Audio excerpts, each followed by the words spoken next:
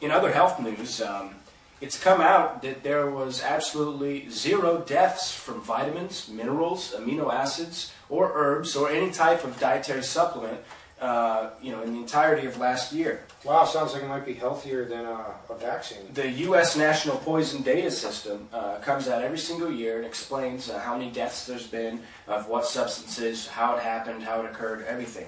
And basically this has shown that all of the truly natural remedies, natural medicines that are out there have no adverse health effects, as opposed to all of these others that we've been reading about. It says if nutritional supplements are allegedly so dangerous as the FDA and the news media so often claim, then where are the bodies? Those who wonder if the media are biased against vitamins may consider this. How many television stations, newspapers, magazines, and medical journals have reported that no one dies from nutritional supplements? And that's one of the reasons we're bringing this story to you, is to put this out there, to make sure that people do hear about this, because as the article says, not enough real news networks carry this type of stuff. Mm-hmm. They're carrying, BS stories, like we said before. And if you don't learn enough to help yourself and to not be dependent on these systems, then you're going to be subject to their so-called solutions, which this is just, your next story right here is absolutely mind-boggling. Yeah, the next story has to do with the electroshock of people. Now, this is a practice that was gone on for decades now, and most people think it basically ended in the 50s, along with lobotomies and all the other, crazy medical things that they had to try and fix people. It's estimated that more than 100,000 Americans are electroshocked each year. Half are 60 and older, and 2/3 of them are women. In Australia, it was recently revealed that psychiatrists had electroshocked 55 toddlers aged 4 and younger. In the UK, 3-year-olds have been brutalized with it.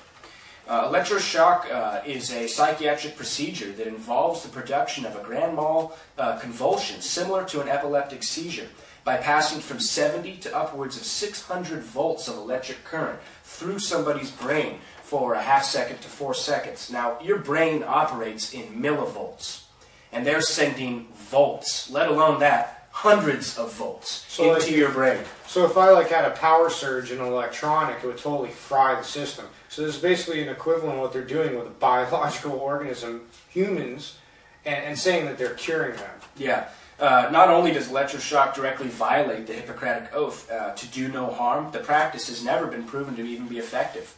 And doesn't it, the pharmaceutical industry gets a ton of drugs that, prep you that they benefit off of? Yeah, the reason that it's come about more is because of a lot of PR, basically campaigns where they've said that, oh, there's new drugs now and it doesn't affect people as badly, which are all lies. Basically, the drugs they have are ones that induce people into kind of living comas where they can't feel anything or anything like that at all. So when they're getting shocked, with hundreds of volts of electricity that could cause them to convulse and break their own back, which is not unusual. The most common side effect of this.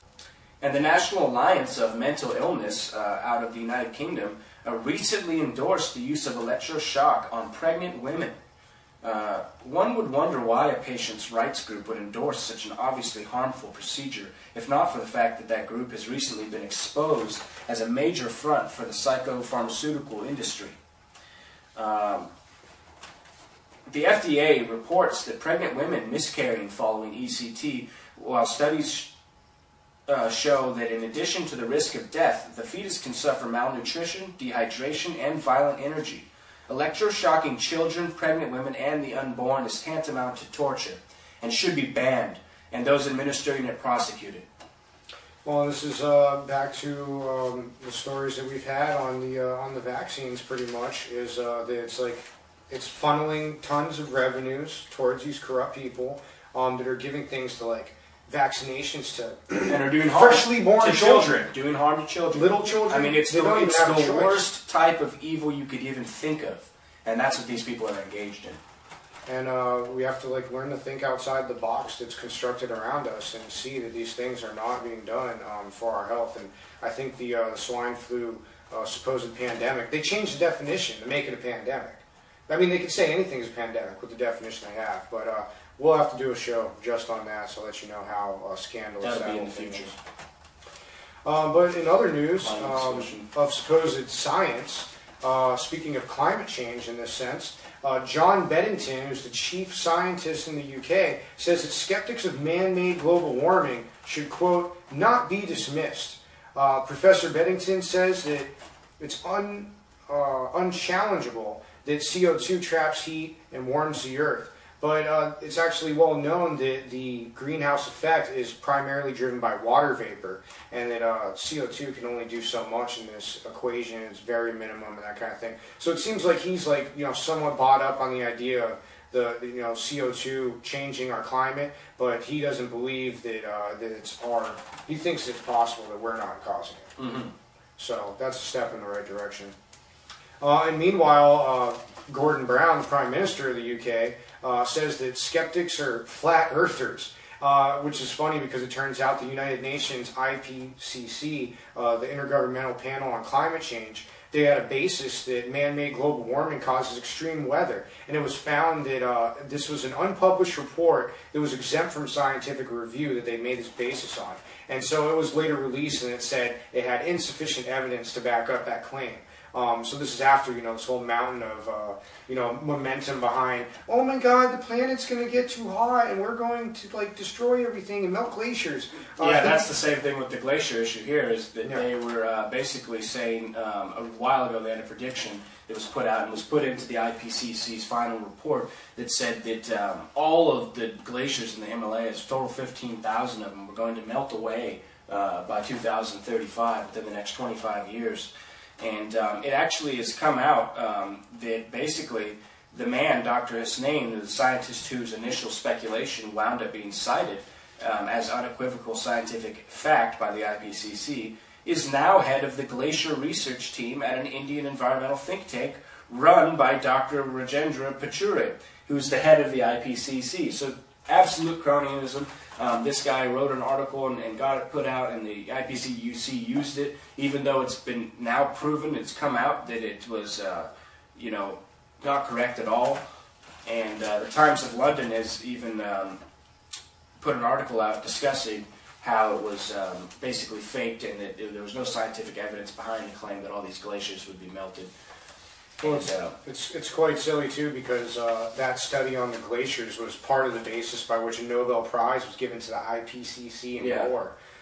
So I mean, the whole foundation has been brought. So you do fraudulent scientific work and you get rewarded for it. Yeah, just like how oil companies, which I mean generally are the common thing I think we all agree on, should generally be trusted about their version of science.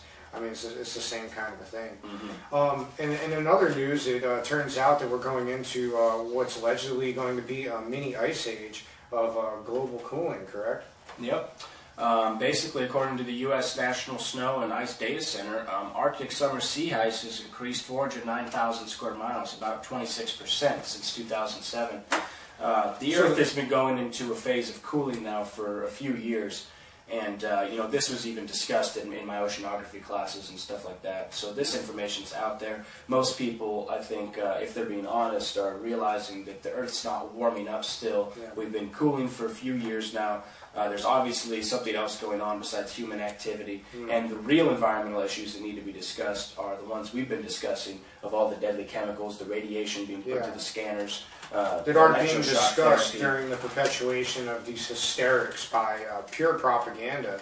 And then, I mean, it's been shown that these people are generally going to benefit off of this, like Gore and Obama helped set up the market, I believe, are standing to make a handsome profit, especially Gore. And which leads us to our next story about carbon currency.